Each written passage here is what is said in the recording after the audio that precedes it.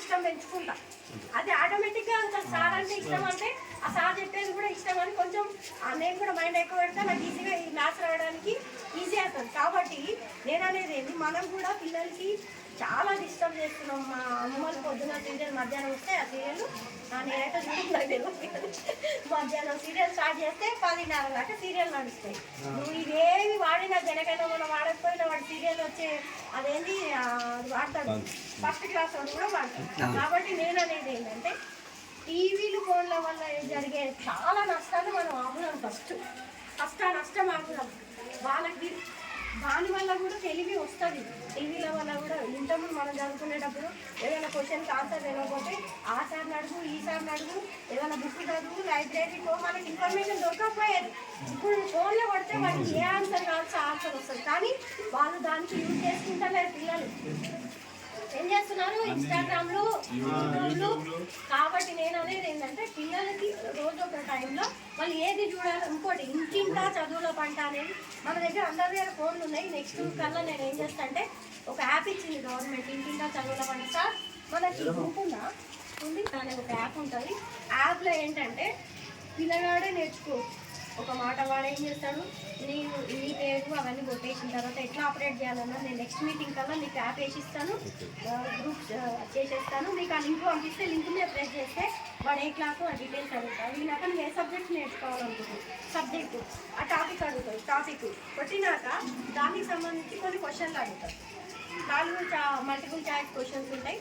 వాడు ఏదో వాడిని తెలిసిన కాడికి పెట్టుకుంటా పోయినాక ఏం జరుగుతుందంటే ఈ క్వశ్చన్కి ఆన్సర్ కరెక్ట్, ఈ క్వశ్చన్కి ఆన్సర్ తప్పు వచ్చేస్తాం.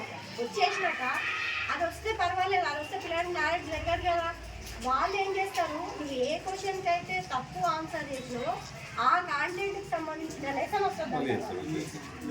వాళ్ళకి అక్కడ ఏమవుతుంది, ఓహో నాకు ఇది తెలియదు, తెచ్చిపోయింది, అక్కడ ప్రాబ్లం సాల్వ్. ఇది అంటే కొంచెం చదవగలిగే పిల్లలు అది ఆపరేట్ చేయగలుగుతారు. కాబట్టి నెక్స్ట్ కల్లా గ్రూప్ వేసేసి ఆ గ్రూప్లో ఖచ్చితంగా యాప్కి సంబంధించిన లింక్ డిఓ ఆఫీస్ నుంచి నెలకు ఒకసారి మనకు వస్తుంది. ఆ లింక్ మీకు పంపిస్తుంటాను. పిల్లలకి ఆపరేట్ చేయడం ఒకసారి మీకు చూపిస్తే మీరు చేసేస్తారు. వాడు ఎంత చదవాలంటే అంత చదవచ్చు. అప్పుడు ఇక నేను చెప్పని పాఠాలైనా వాడు ఇంట్రెస్ట్ ఉన్నాడు అనుకోండి, ఆ లెసన్ కొట్టాలి. ఆ లెసన్ సంబంధించిన క్వశ్చన్లు ఒక 8వ 10వ వస్తాయి. వాళ్ళకి తెలియాలి. సరే తెలియకపోయినా సరే అన్ని తప్పు పెట్టినా ఏం ప్రాబ్లం లేదు.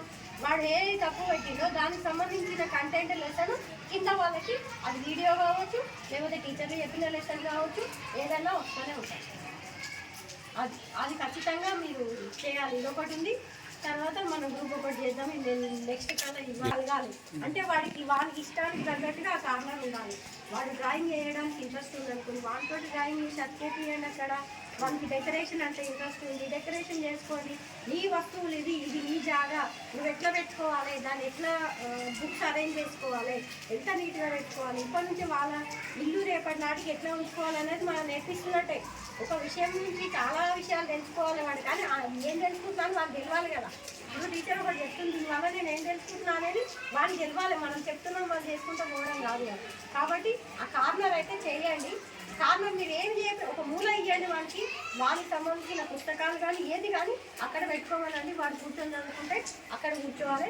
వాడికి డిస్టర్బెన్స్ ఉండదు. అక్కడికి సౌండ్ పోకుండా, టీవీ సౌండ్ రాకుండా, ఫోన్ సౌండ్ రాకుండా, వాళ్ళకి డిస్టర్బెన్స్ కాకుండా ఎంతసేపు అన్నా కూర్చొని వాడు 10 నిమిషాలు కూర్చున్నా సరే, 5 నిమిషాలు కూర్చున్నా సరే ఆ ప్లేస్ మీద వాడికి ఫస్ట్ ఇష్టం వచ్చేటట్టు చేయాలి.